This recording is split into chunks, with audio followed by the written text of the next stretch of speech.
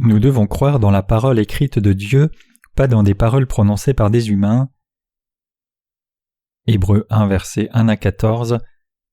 Après avoir autrefois à plusieurs reprises et de plusieurs manières parlé à nos pères par les prophètes, Dieu dans ces derniers temps nous a parlé par le Fils, qu'il a établi héritier de toutes choses, par lequel il a aussi créé le monde, et qui étant le reflet de sa gloire et l'empreinte de sa personne, soutenant toutes choses par sa parole puissante, a fait la purification des péchés et s'est assis à la droite de la majesté divine dans les lieux très hauts, devenu d'autant supérieur aux anges, qu'il a hérité d'un nom plus excellent que le leur. Car auquel des anges Dieu a-t-il jamais dit « Tu es mon fils, je t'ai engendré aujourd'hui, et encore je serai pour lui un père et il sera pour moi un fils. » Et lorsqu'il introduit de nouveau dans le monde le premier-né, il dit que tous les anges de Dieu l'adorent. De plus, il dit des anges « Celui qui fait de ses anges des vents et de ses serviteurs une flamme de feu. » Mais il a dit au Fils « Ton trône, ô Dieu, est éternel. Le sceptre de ton règne est un sceptre d'équité. Tu as aimé la justice et tu as haï l'iniquité. C'est pourquoi, ô Dieu, ton Dieu t'a oint d'une huile de joie au-dessus de tes égaux. Et encore, toi, Seigneur, tu as au commencement fondé la terre, et les cieux sont l'ouvrage de tes mains. Ils périront, mais tu subsistes. Ils vieilliront tous comme un vêtement, tu les rouleras comme un manteau, et ils seront changés. Mais toi tu restes le même, et tes années ne finiront point. Et auquel des anges a-t-il jamais dit « Assieds-toi à ma droite jusqu'à ce que je fasse de tes ennemis ton marchepied » Ne sont-ils pas tous des esprits au service de Dieu, envoyés pour exercer un ministère en faveur de ceux qui doivent hériter du salut? Le livre des Hébreux est l'épître écrite spécifiquement pour les Juifs dispersés qui croyaient en Jésus comme leur sauveur. C'est la raison du titre de l'épître, à savoir le livre des Hébreux. Pourquoi Dieu a-t-il obligé son serviteur à envoyer l'épître et à leur dire de telles choses? La raison était de leur montrer la grandeur de Jésus-Christ et de les conduire à lui, puisque les Juifs adoraient dans l'ensemble les anges.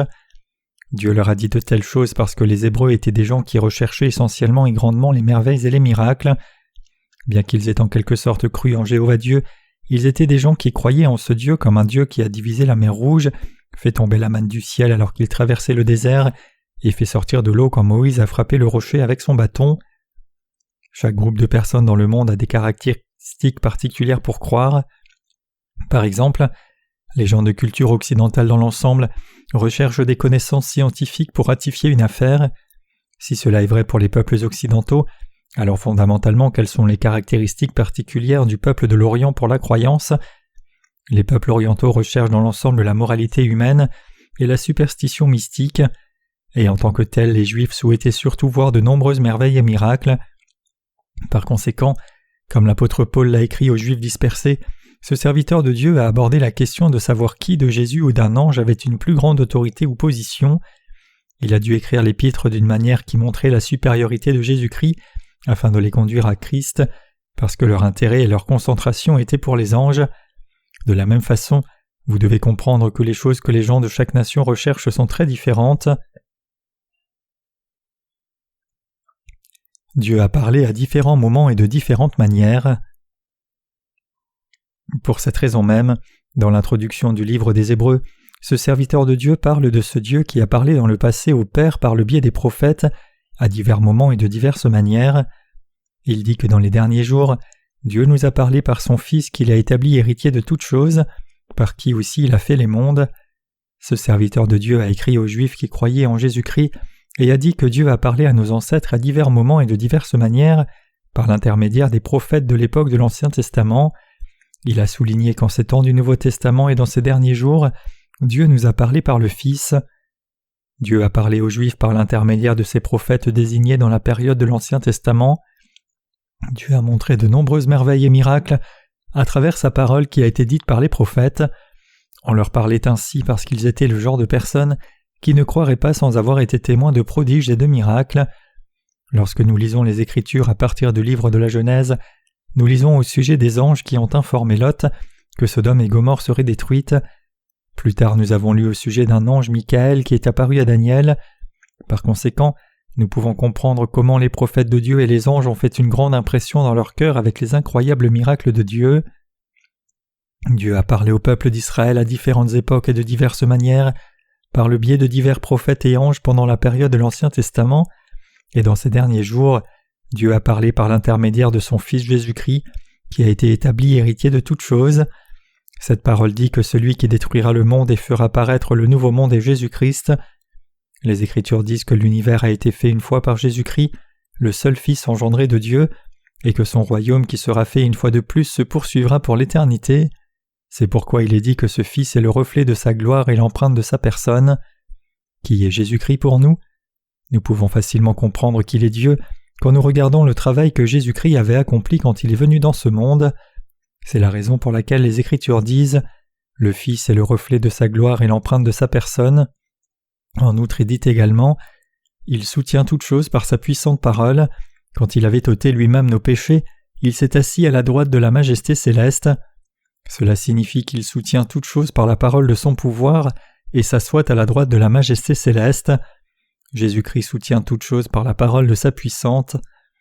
Genèse 1, verset 1 dit « Au commencement Dieu créa les cieux et la terre », et le verset 6 et 7 dit « Dieu dit qu'il y ait une étendue entre les eaux et qu'elle sépare les eaux d'avec les eaux, et Dieu fit l'étendue et il sépara les eaux qui sont au-dessus de l'étendue avec des eaux qui sont au-dessus de l'étendue, et cela fut ainsi. Dieu a dit que la terre produise de la verdure, de l'herbe portant de la semence, des arbres fruitiers donnant du fruit selon leur espèce et ayant en eau leur semence sur la terre, et cela fut ainsi. La terre produisit de la verdure, de l'herbe portant de la semence selon son espèce, et des arbres donnant du fruit, ayant en eux leur semence selon leur espèce. Dieu vit que cela était bon. Genèse 1, versets 11 à 12. Les Écritures disent que Dieu a créé toutes choses le premier jour, jusqu'au deuxième jour, au troisième jour, au quatrième jour, au cinquième jour et au sixième jour par la puissance de sa parole. Cela signifie que Jésus-Christ a personnellement créé toutes choses dans l'univers par sa puissante parole, et il soutient toutes choses par sa puissante parole. Parce que notre Dieu a du pouvoir dans sa parole, nous pouvons voir cette puissance de la parole soutenue même maintenant et répandre la semence de l'Évangile qui fait naître les gens de nouveau et les soutient continuellement. Jésus-Christ a fait la purification des péchés par sa parole. Nous devons savoir que Jésus n'a pas effacé nos péchés par des prodiges et miracles. Au contraire, Dieu a dit qu'il a effacé une fois nos péchés par sa parole écrite qui contient la justice de Dieu, et il est dit que Jésus est assis à la droite du trône majestueux de Dieu le Père céleste et attend le jour du jugement en tant que juge. Le livre des Hébreux nous parle de qui est vraiment Jésus-Christ. Hébreux 1, versets 1 à 4 nous dit que Jésus-Christ est une telle personne. Dieu accordera la rémission des péchés à nous qui croyons dans l'évangile de l'eau et l'esprit par Jésus-Christ en cette période. Il nous sauvera de tous les péchés du monde à la fois, et le nouveau monde viendra à travers Jésus-Christ à l'avenir. Par conséquent, non seulement ce monde, mais le nouveau monde qui viendra dans le futur passera par Jésus-Christ. La chose à laquelle nous devons penser ici, c'est le fait que Jésus-Christ non seulement soutiendra toutes choses par la parole, mais permettra également au nouveau monde de se produire, afin que nous recevions la purification de tous nos péchés par sa parole. Cela veut dire que Jésus-Christ qui est venu effacer nos péchés est assis sur le trône de la majesté céleste, et il reviendra en tant que Seigneur de l'avènement pour nous emmener avec lui dans le royaume. Nous devons étudier un peu plus pour comprendre la noblesse de Jésus-Christ. Il y a l'Écriture qui compare les anges et Jésus-Christ. Ici, dans Hébreux 1, verset 5, il est dit « Car auquel des anges Dieu a-t-il jamais dit « Tu es mon fils, je t'ai engendré aujourd'hui, et encore je serai pour lui un père et il sera pour moi un fils » Regardons le chapitre 2 des psaumes pour bien comprendre cette parole. La raison pour laquelle nous devons arriver à comprendre cette vérité authentique sans en avoir une mauvaise compréhension est à cause des disciples des témoins de Jéhovah et d'autres hérétiques similaires qui couvrent la terre et qui ont totalement mal compris cette parole et ont avancé l'argument « N'est-il pas dit ici que Jésus est l'un des anges ?» Si nous comprenons correctement la parole de Dieu, nous pouvons savoir pourquoi ces hérétiques déforment les Écritures et disent « Cela ne dit-il pas que Dieu vous a fait naître parmi de nombreux anges à un certain moment ?» Est-ce vraiment ce que le Seigneur dit quand nous regardons de nouveau attentivement la parole que nous venons de lire ? Quand on le regarde à nouveau, il dit tout le contraire. Lisons ensemble ce qu'il dit dans le livre des psaumes 2, verset 7. Il dit clairement « Je publierai le décret, l'Éternel m'a dit « Tu es mon fils, je t'ai engendré aujourd'hui ». Ici, mon fils se réfère au Seigneur, n'est-ce pas ? Tout le chapitre 2 du livre de psaumes dit que Jésus-Christ est Dieu, le Sauveur et le Juge. C'est la raison pour laquelle il est dit « Pourquoi ce tumulte parmi les nations ? Ces vaines pensées parmi les peuples ? Pourquoi les rois de la terre se soulèvent-ils et les princes se liguent-ils avec eux ?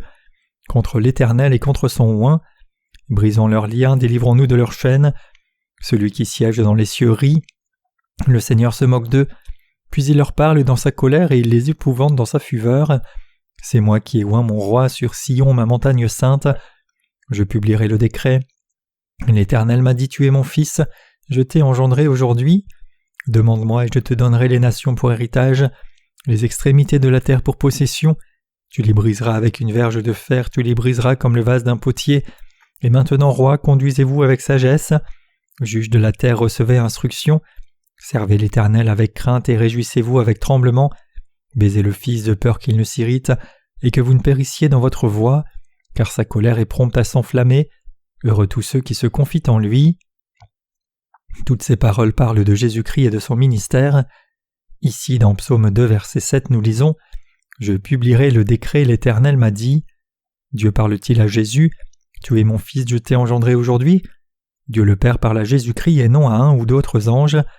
Nous devons maintenant comprendre ce passage de l'Écriture, c'est-à-dire « Je publierai le décret, l'Éternel m'a dit, tu es mon fils, je t'ai engendré aujourd'hui, et encore je serai pour lui un père et il sera pour moi un fils », n'a été dit à aucun ange. Dieu le Père a dit cela à son Fils Jésus-Christ. Il dit que peu importe la grandeur de la position d'un ange, Dieu le Père n'a fait d'aucun des anges son fils. C'est dire clairement qu'aucun parmi les anges n'est devenu le Fils de Dieu. Au lieu de cela, Hébreux 1 verset 6 dit « Et lorsqu'il introduit de nouveau dans le monde le premier-né, il dit que tous les anges de Dieu l'adorent. » Par conséquent, Jésus-Christ est le Fils premier-né parmi les fils de Dieu, et les plus jeunes frères sont les gens qui ont reçu le salut de leurs péchés en croyant dans la justice de Dieu. Si tel est le cas, qui sont les autres fils en plus du Fils premier-né ? Il s'agit de vous et moi qui croyons dans l'évangile de l'eau et de l'esprit. Vous et moi sommes les gens qui ont reçu le salut de tous nos péchés en croyant en Jésus-Christ et dans son évangile de l'eau et de l'esprit. Nous sommes maintenant devenus le deuxième fils, le troisième fils, le quatrième fils, etc. de Dieu le Père.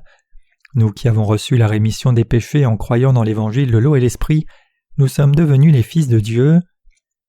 La Bible dit donc que tous les anges de Dieu se prosterneront devant nous lorsque Jésus-Christ reviendra dans le monde. Nous pouvons donc maintenant voir et comprendre que les anges sont des serviteurs qui servent les enfants de Dieu et qu'ils ne sont pas les fils de Dieu dans la lignée de Jésus-Christ comme nous. Ce ne sont pas des êtres qui peuvent être les maîtres dans le royaume de Dieu, ce sont plutôt des anges qui serviront de serviteurs dans le royaume des cieux. L'auteur a écrit cela parce que les Hébreux ou le peuple d'Israël pensaient très fortement aux anges. Le serviteur de Dieu dans cet épître dit que les anges ne sont pas les fils de Dieu parce que les Hébreux avaient tendance à penser très fortement aux anges, pensant les anges plus haut que les serviteurs de Dieu et aller même plus loin pour penser les anges plus haut que Jésus-Christ. Même dans notre pays, il y a des gens qui croient dans une divinité superstitieuse appelée les trois dieux gouvernant l'accouchement. Certains disent « Les trois dieux régissant l'accouchement m'ont aidé lorsqu'ils étaient en danger ». De même, le peuple israélien pensait aussi plus aux anges qu'à Jésus-Christ. C'est la raison pour laquelle de tels mots ont été écrits comme introduction dans le livre des Hébreux. Je voudrais également parler de la relation que cette parole entretient avec nous. Je parlerai de ces choses après avoir abordé ce sujet de manière plus approfondie. Les anges existent pour les fils de Dieu. Hébreux 1 verset 7 dit « De plus il dit des anges, celui qui fait de ses anges des vents et de ses serviteurs une flamme de feu. » Il est dit ici que Dieu n'a pas fait des anges et de ses serviteurs ses fils, mais qu'il a plutôt fait qu'ils deviennent les serviteurs de tout le peuple.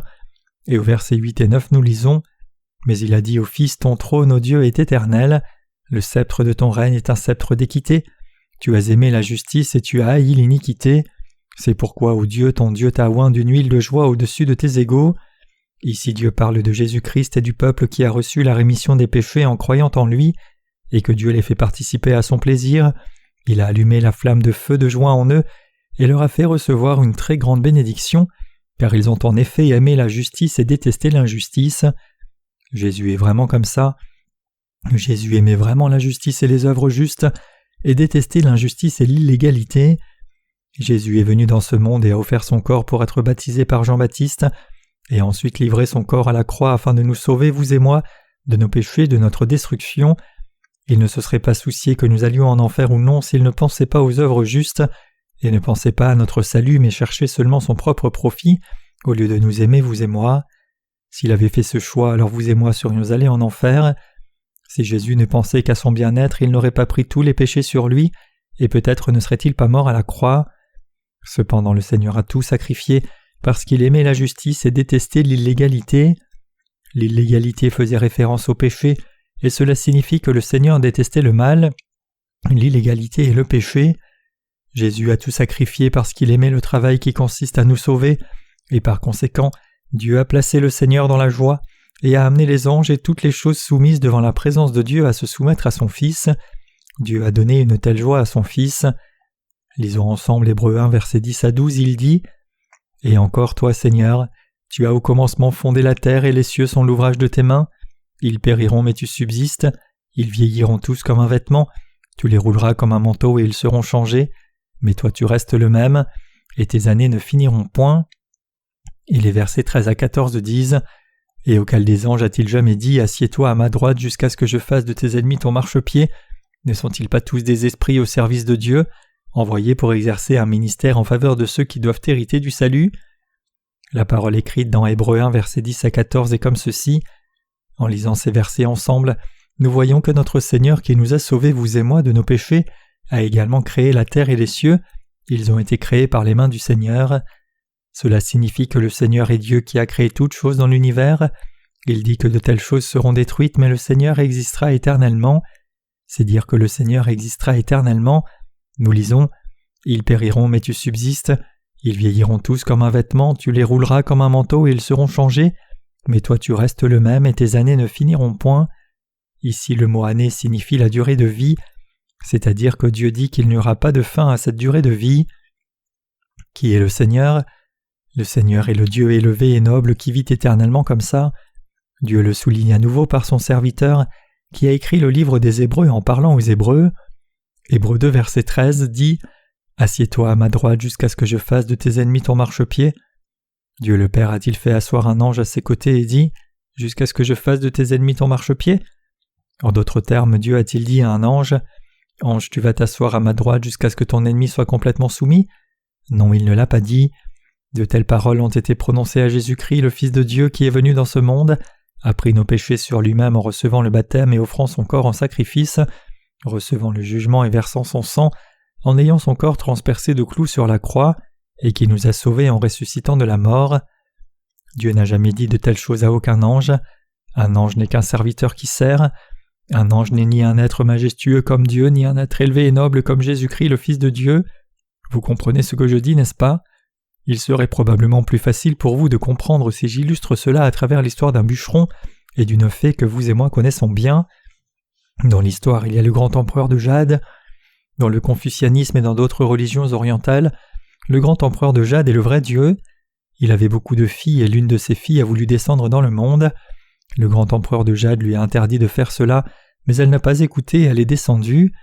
C'est l'histoire de sa descente dans le monde dans la chair humaine et son retour au paradis après avoir été trompée par un bûcheron et avoir vécu avec lui pendant un certain temps. Je ne me souviens pas précisément de l'histoire, je suis confus même lorsque je vous raconte l'histoire. Je ne peux pas raconter une telle histoire correctement, je peux parler un peu de la parole de Dieu, mais elle finit toujours par se mélanger chaque fois que je raconte une histoire aussi stupide. De telles histoires sont transmises par la tradition orale, n'est-ce pas ? C'est peut-être la raison pour laquelle cela prête à confusion et l'histoire a changé sous diverses formes, mais de toute façon de nombreuses fées apparaissent dans l'histoire que j'ai entendue. La fée de l'histoire est comme un ange dont nous parlons. Les anges de notre pays sont tous des femmes et pas des hommes. Les anges qui apparaissent dans les Écritures ressemblent à des hommes, bien que la distinction de sexe ne soit pas spécifiée. Les anges de guerre et les autres anges semblent être des hommes si nous devions faire la distinction de leur sexe. Par conséquent, l'expression « Fils de Dieu » apparaît plusieurs fois dans nos sermons lorsque nous parlons de telles choses, et que certaines femmes sont particulièrement contrariées et disent des choses comme « Quoi, est-ce vraiment le Fils, alors est-ce un homme ?» Je ne connais pas le sexe, je dis juste cela parce que c'est écrit comme ça, mais je ne parle pas de la supériorité des hommes maintenant. Les hommes ont également de nombreuses lacunes.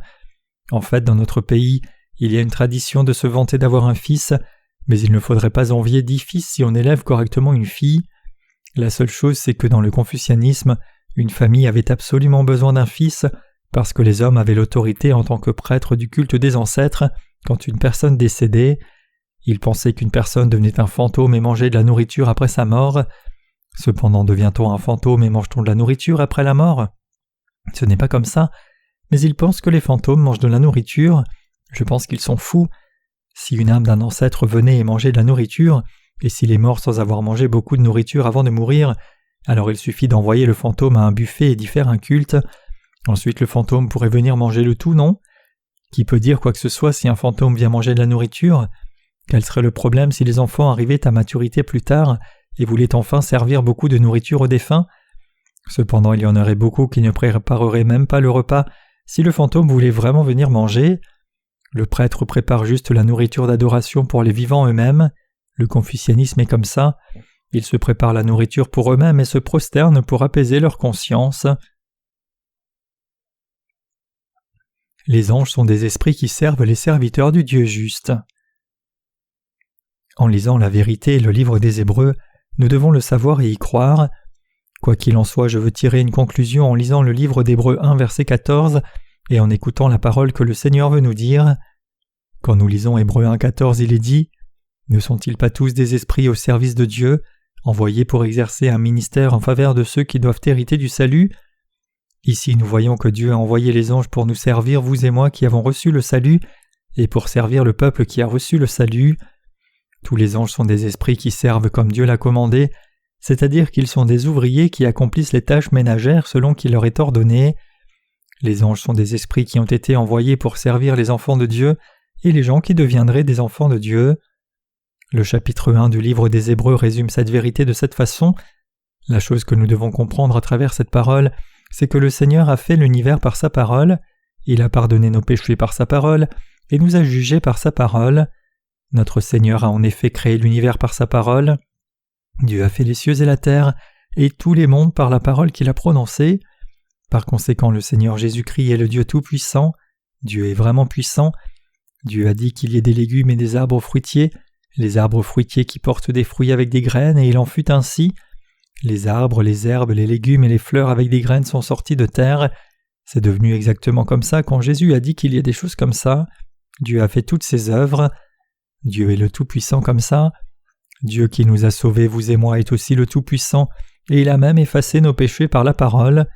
C'est pourquoi la Bible est la parole de Dieu. Lorsque nous lisons la parole et la confirmons au plus profond de nos cœurs, nous y accrochons et croyons, nos péchés disparaissent et nous devenons les enfants de Dieu.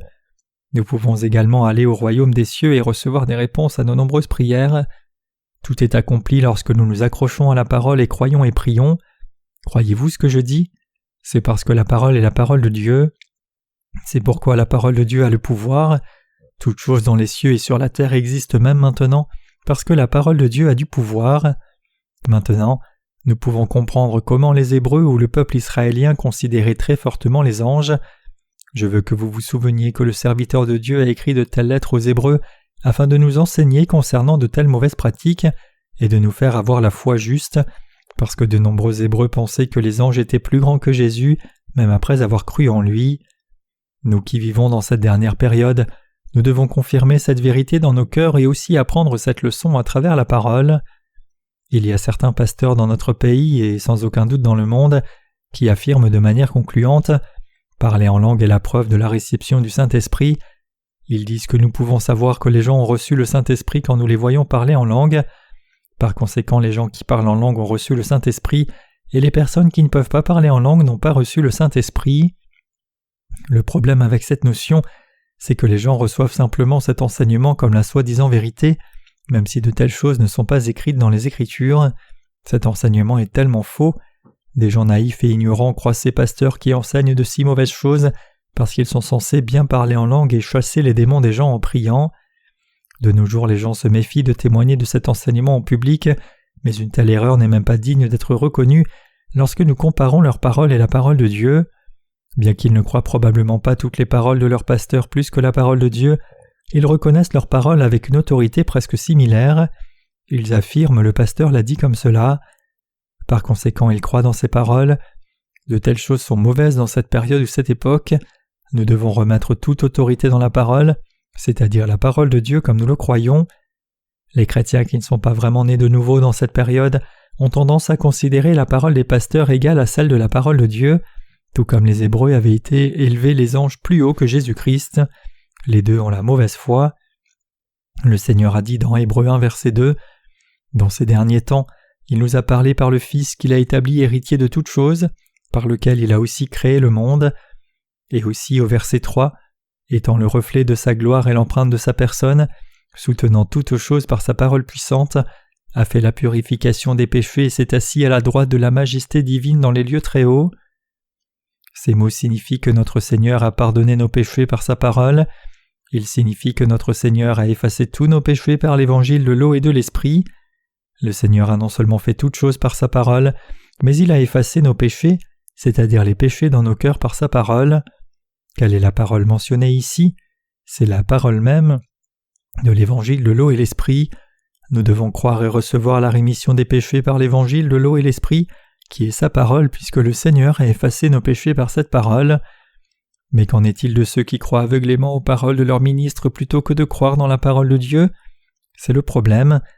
Par exemple, lorsqu'un ministre dit que le Seigneur a purifié nos péchés uniquement par le sang du Christ versé sur la croix, alors il croit dans cette contre-vérité plus que l'évangile de l'eau et l'esprit, qui est la parole de Dieu. Les péchés des gens ne peuvent jamais être effacés, peu importe à quel point ils croient aux paroles des soi-disant pasteurs, qui disent que l'on peut être purifié des péchés par la foi seulement dans le sang de la croix, mais malheureusement les gens entendent et croient les paroles des pasteurs sans connaître l'évangile de l'eau et de l'esprit. Lorsque certains pasteurs, également réformateurs religieux de la trempe de Calvin, Martin Luther ou John Knox, disent qu'ils ont reçu la rémission des péchés en ne croyant qu'au sang de la croix, alors ils croient simplement en quelque chose qui n'a pas été vérifié et reçoivent ainsi leur destruction. Ils disent que n'importe qui peut recevoir la purification des péchés s'il comprend simplement Jésus-Christ comme le Sauveur et croit dans son sang versé à la croix. Il y a une mauvaise foi de nos jours et la source de cette mauvaise foi, c'est dans les gens même qui enseignent la mauvaise doctrine du christianisme parce qu'ils ne connaissent pas ou ne croient pas l'évangile de l'eau et de l'esprit. Cependant les gens de cette époque se tournent vers nous qui dénonçons la mauvaise foi et disent « Si oui, alors êtes-vous meilleurs qu'eux ?» Nous devons savoir ce qu'ils disent réellement. Ils nous disent vraiment « De si grands ecclésiastiques l'ont dit, êtes-vous plus grands qu'eux ?»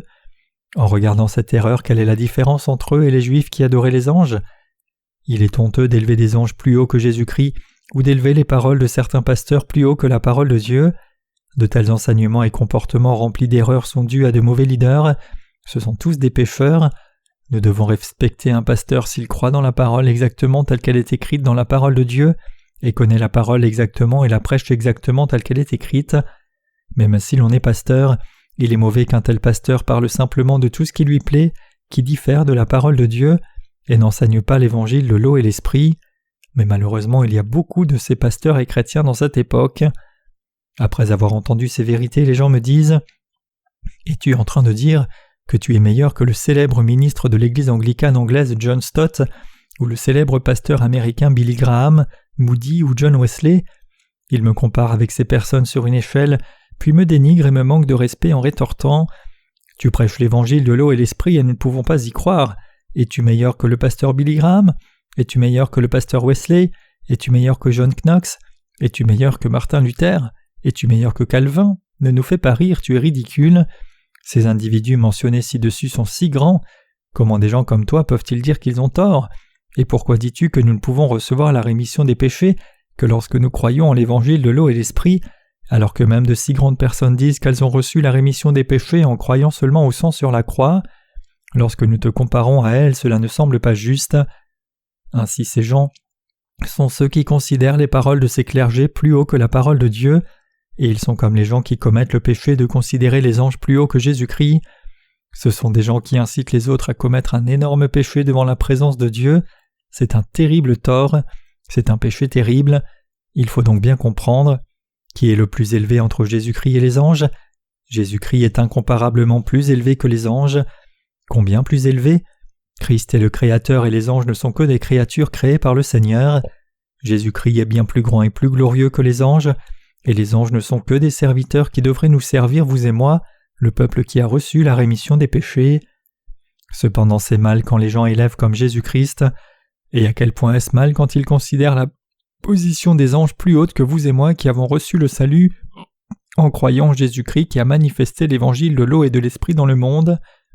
À quel point est-ce mal quand il pense et prie comme ça aux anges? C'est un comportement comme celui-ci qui sert les démons et adore les idoles. Nous devons tous retourner à la foi qui croit dans la justice de Dieu. Le Seigneur a enregistré le travail qu'il avait accompli pour effacer nos péchés une fois pour toutes. Le Seigneur a parlé dans l'Ancien Testament de l'effacement de nos péchés et a également parlé dans le Nouveau Testament par l'évangile de l'eau et de l'Esprit. Et le Seigneur l'a accompli exactement comme il l'a dit. Le Seigneur a dit dans l'évangile de Matthieu 1, verset 23, « Voici la Vierge sera enceinte, elle enfantera un fils et on lui donnera le nom d'Emmanuel, ce qui signifie Dieu avec nous. » Le Seigneur a promis de passer par le corps d'une Vierge pour être avec nous. Par conséquent, Dieu est venu à nous revêtu de chair humaine pour être avec nous. Il est venu par le corps de la Vierge Marie comme l'avait promis la parole de Dieu. Et il est dit que le Seigneur a accompli toute justice en recevant le baptême de Jean-Baptiste quand il a eu 30 ans. C'est pourquoi Dieu le Père a dit « Celui-ci est mon Fils bien-aimé en qui j'ai mis toute mon affection » lorsque Jésus est sorti de l'eau après avoir reçu le baptême de Jean-Baptiste. Dieu le Père a clairement témoigné ici que Jésus a reçu le baptême de Jean-Baptiste pour accomplir la justice de Dieu, puis est mort sur la croix et est ressuscité de la mort, afin de nous sauver une fois pour toutes. Dieu a dit « Celui-ci est mon Fils bien-aimé en qui j'ai mis toute mon affection ». Dieu disait vraiment « Mon Fils est celui en qui j'ai mis toute mon affection, et il a pris tous vos péchés sur lui par le baptême comme cela selon ma volonté. Il est celui qui sera cloué à mort sur la croix à la place de vos péchés, et il est celui qui sera ressuscité d'entre les morts et deviendra votre parfait sauveur, et accordera le salut aux gens qui croient ainsi. Le Seigneur a ôté nos péchés par le baptême qu'il a reçu ainsi, et a reçu le jugement sur la croix pour ses péchés. Mais les gens ne comprennent toujours pas ce salut parfait que Jésus a accompli et pensent « Il a simplement versé du sang sur la croix, par conséquent je dois juste croire au sang de Jésus pour recevoir la rémission des péchés. » De telles notions sont tellement fausses. Si Dieu a dit que le Seigneur a effacé nos péchés par la parole, alors nous devons simplement le croire exactement comme c'est enregistré dans la parole de Dieu, afin de recevoir le salut. Si nous faisons cela, alors tous les péchés sont retirés de nous.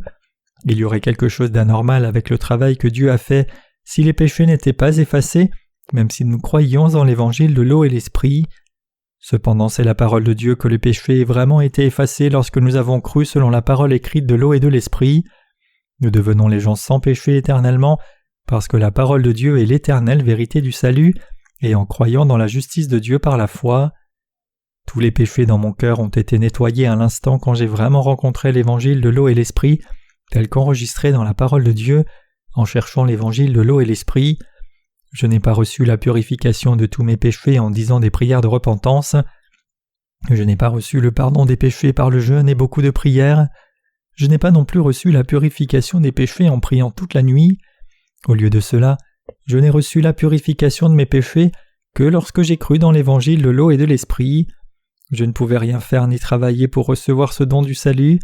Si les péchés du peuple ont été transférés à leurs animaux sacrificiels par l'imposition des mains dans l'Ancien Testament, alors sûrement Jésus, notre agneau sacrificiel, a dû prendre les péchés du monde sur lui en recevant le baptême d'imposition des mains du dernier grand prêtre de l'Ancien Testament par la même méthode dans le Nouveau Testament. De même, les chrétiens doivent encore, par la foi, transférer leurs péchés à Jésus en les mettant sur lui par l'imposition des mains, en comprenant et en croyant dans la justice de Dieu. Parce qu'ils ne croient pas dans cette vérité telle qu'elle est consignée dans la parole, c'est pourquoi je suis tellement frustré. En cherchant cette vérité, la véritable compréhension m'est venue un jour, pendant que je lisais la parole de l'Évangile de Matthieu 3, versets 13 à 17. Cette scène est venue devant moi par le Saint-Esprit, de Jésus-Christ venant au Jourdain pour recevoir le baptême de Jean-Baptiste, puis recevant le baptême de Jean-Baptiste. Les Écritures disent « Jésus lui répondit « Laisse faire maintenant, car il est convenable que nous accomplissions ainsi tout ce qui est juste. » Et Jean ne lui résista plus. Dès que Jésus eut été baptisé, il sortit de l'eau, et voici les cieux s'ouvrirent, et il vit l'Esprit de Dieu descendre comme une colombe et venir sur lui. Et voici une voix fit entendre des cieux ces paroles. Celui-ci est mon Fils bien-aimé en qui j'ai mis toute mon affection. Pendant que j'ai lisé ces mots, laisse faire maintenant, car il est convenable que nous accomplissions ainsi tout ce qui est juste. Puis il l'a autorisé. Après avoir été baptisé, Jésus est sorti immédiatement de l'eau, et voici les cieux lui furent ouverts, et il vit l'Esprit de Dieu descendre comme une colombe et descendre sur lui, et soudain une voix est venue du ciel disant « Celui-ci est mon Fils bien-aimé en qui j'ai mis toute mon affection. » J'ai réalisé par le Saint-Esprit que Jésus a accompli toute justice en recevant le baptême que Jean a donné. J'ai enfin compris, ça y est. Quel est le baptême que Jésus a reçu de Jean-Baptiste ? Ce baptême a la même signification que le transfert des péchés du peuple par le souverain sacrificateur, imposant les mains à l'animal sacrificiel dans l'Ancien Testament. Par conséquent, Jésus recevant le baptême de Jean-Baptiste signifie que Jésus a pris spirituellement les péchés du monde et a couvert son corps de sacrifice de ses péchés. Le baptême que Jésus a reçu de Jean-Baptiste a cette signification spirituellement. Jésus recevant le baptême signifie prendre les péchés sur lui-même, se charger des péchés sur lui-même, porter les péchés sur la croix et souffrir la mort sur la croix parce qu'il a pris les péchés sur lui. J'ai recherché la signification du mot baptême en anglais, chinois, hébreu et grec. Il signifiait tout cela, et c'était exact. Le Seigneur a dit « Car il est convenable que nous accomplissions ainsi tout ce qui est juste. » Comment ? Par cette méthode, il a reçu le baptême selon la méthode la plus appropriée, la méthode qui était absolument nécessaire. Jésus a reçu le baptême de Jean-Baptiste selon une telle méthode et s'est chargé des péchés de l'humanité une fois, a porté ses péchés puis est mort sur la croix, et il est devenu le Sauveur qui nous a parfaitement sauvés en étant ressuscité de la mort. C'est-à-dire que tous mes péchés ont été effacés au moment où j'ai compris et cru la parole sur la justice de Dieu. Je ne serais pas devenu l'évangéliste prêchant l'évangile de l'eau et l'esprit comme ceci si j'avais eu un cœur qui priait « Seigneur, efface mes péchés » jusqu'au temps de recevoir la rémission des péchés. Cependant j'ai reçu le salut et tous mes péchés ont été effacés lorsque j'ai connu Jésus-Christ qui a manifesté l'évangile de l'eau et l'esprit. Vous pouvez également recevoir le salut par la foi lorsque vous entendez l'évangile de l'eau et l'esprit et que vous y croyez du cœur. Écoutez la parole dans l'évangile de Matthieu 3 versets 13 à 17, puis lisez la parole de Dieu dans l'évangile de Jean 1 verset 29, puis l'évangile de Jean chapitre 19, et puis Hébreux chapitre 10. Ensuite vous en arriverez à croire dans cette vérité quand vous apprendrez que notre Seigneur a pris nos péchés sur lui. Immédiatement en recevant le baptême de Jean-Baptiste, a porté les péchés du monde puis est mort à la croix, et est ressuscité de la mort. Hébreux 10, 18 déclare « Or là où il y a pardon des péchés, il n'y a plus d'offrande pour le péché. Et comment vous êtes-vous senti lorsque vous avez entendu ces paroles ? Avez-vous cru en lisant la parole de Dieu et en l'entendant avec vos oreilles ? Vos péchés ont-ils été effacés lorsque vous avez cru ? Les péchés ont en effet été effacés. Que pourrions-nous dire de plus sur le salut lorsque les Écritures disent que notre Seigneur a pris nos péchés sur lui en recevant le baptême de Jean-Baptiste et a marché jusqu'à la croix à effacer nos péchés, en étant cloué sur la croix et en répandant son sang. Notre Seigneur a effacé nos péchés par le baptême en recevant nos péchés sur lui une fois pour toutes et par le sang qu'il a versé sur la croix, et ce faisant il a voulu séparer les gens qui iront au ciel des gens qui iront en enfer. C'est pourquoi la parole de Dieu est si importante, et croire dans l'évangile de l'eau et l'esprit devient une preuve encore plus importante. Cependant toutes ces choses comme voir une vision tout en priant Dieu et avoir un rêve n'ont aucun sens. Comprenez-vous ? Tous les chrétiens vivant dans le monde entier doivent maintenant retourner à la foi qui croit dans l'évangile de l'eau et l'esprit, qui est la parole de Dieu. Seule la destruction les attend s'ils ne reviennent pas à la voie pour naître de nouveau en croyant dans l'évangile de l'eau et l'esprit selon la parole de Dieu. Le christianisme dans le monde entier a pris le mauvais chemin en rejetant Jésus-Christ comme le peuple israélien. Certains parmi eux considèrent les anges plus hautement que Jésus et sont tombés dans une fausse croyance. Les Juifs sont tombés dans une mauvaise foi et ont trahi Jésus-Christ et par conséquent ont été détruits. De même le christianisme dans cette époque va mal également. Il est mauvais pour les gens de simplement penser aux paroles prononcées par leur pasteur et de mettre de côté la parole de l'eau et l'esprit qui contient la justice de Dieu. C'est pourquoi beaucoup de gens vivent aujourd'hui une vie de foi qui croient au vrai Jésus comme sauveur de la mauvaise manière parce qu'ils croient sans connaître la justice de Dieu. Au lieu de croire au vrai Dieu de la bonne manière, ils interfèrent avec les gens qui veulent connaître l'évangile de l'eau et l'esprit et les font aller en enfer. Le peuple israélien doit également retourner auprès de Jésus-Christ, y compris tous les peuples du monde entier. Toute l'humanité doit revenir à l'évangile écrit de l'eau et l'esprit.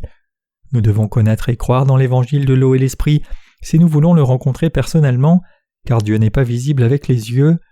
Ce n'est que lorsque nous le faisons par la foi que nous pouvons rencontrer le Dieu vivant.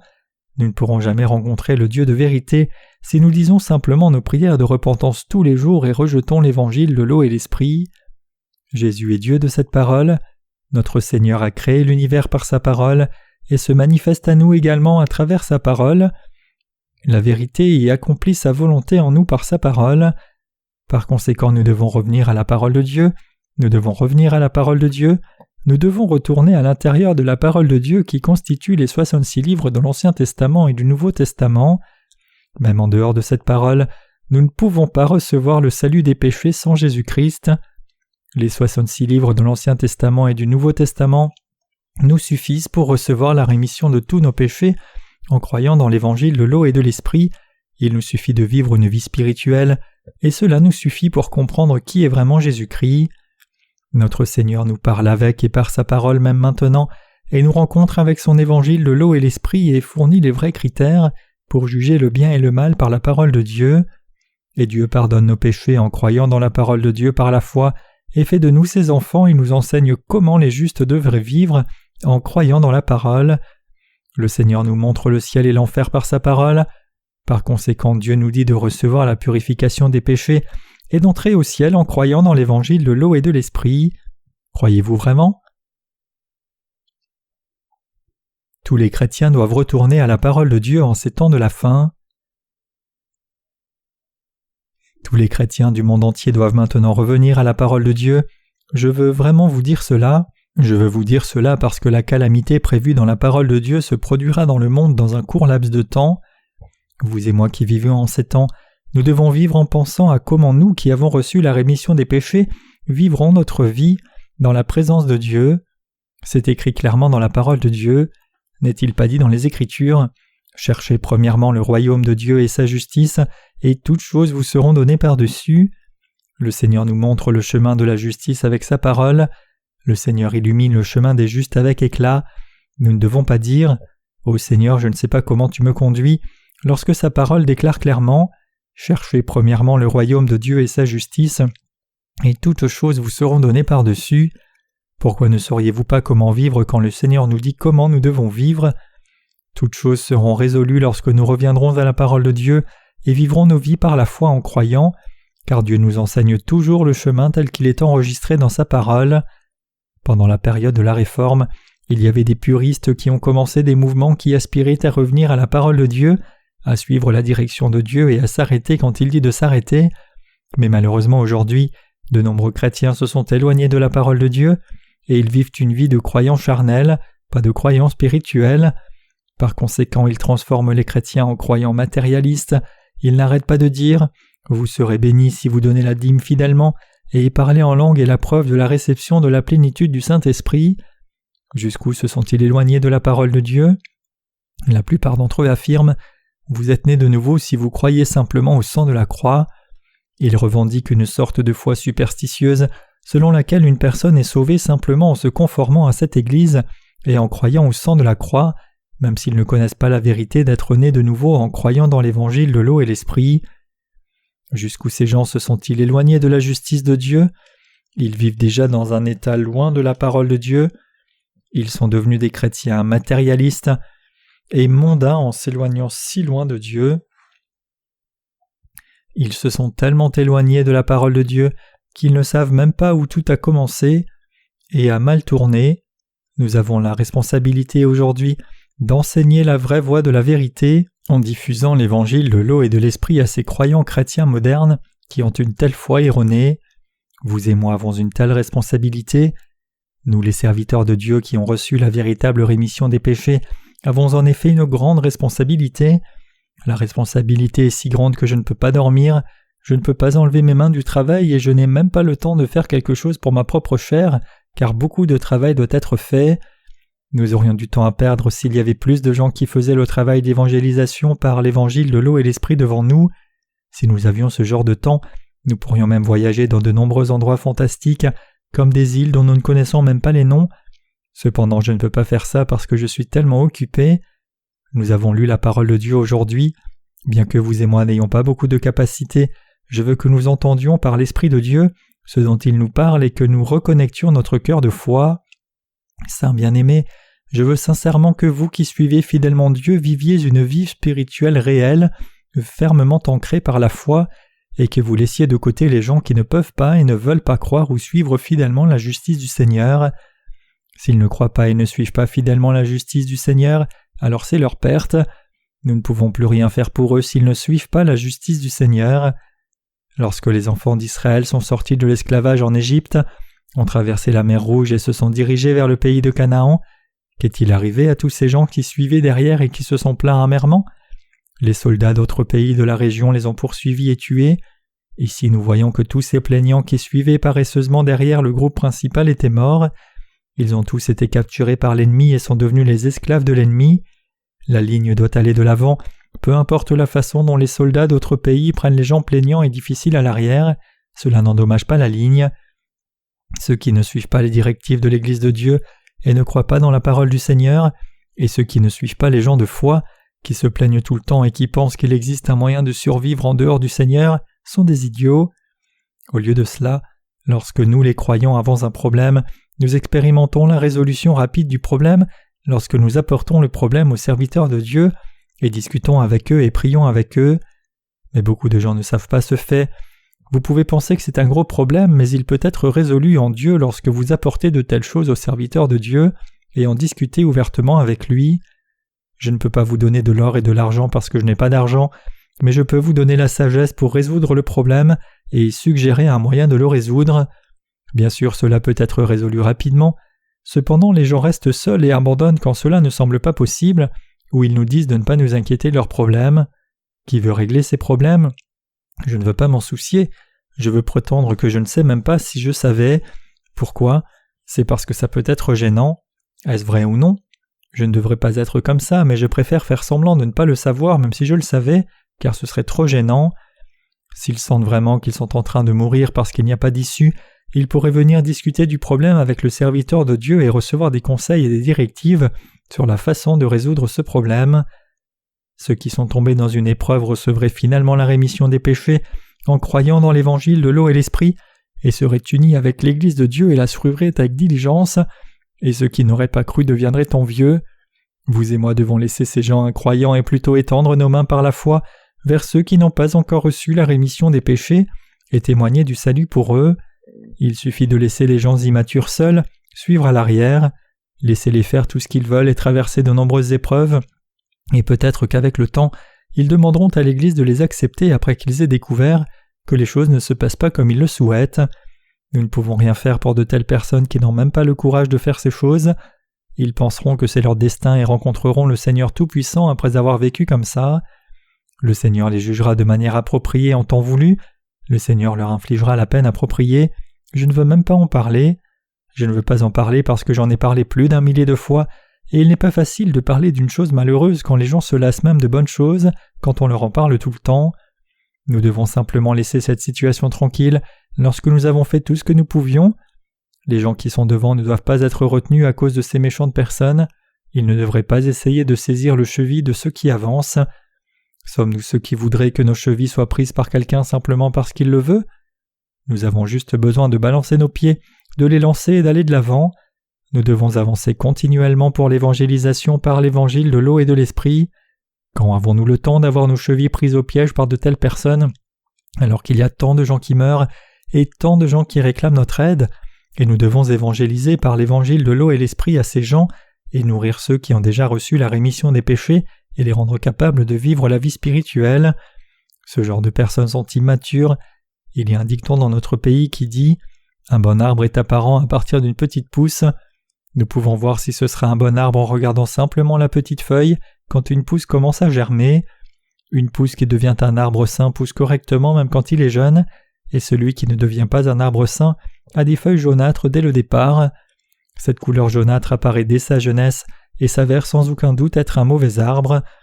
Bien sûr, il y en a qui grandissent correctement lorsque nous leur donnons beaucoup de nutrition et les élevons correctement. Cependant, cela nécessiterait beaucoup plus d'efforts de notre part. Tous les peuples du monde, plus de 6,5 milliards de personnes, tendent la main vers nous qui avons reçu la rémission des péchés. Ils nous demandent de les sauver de leurs péchés et nous demandent d'évangéliser la parole qui leur donne la rémission des péchés. Aujourd'hui encore, j'ai reçu un coup de téléphone d'un responsable des missions étrangères, un certain pasteur du Kenya en Afrique.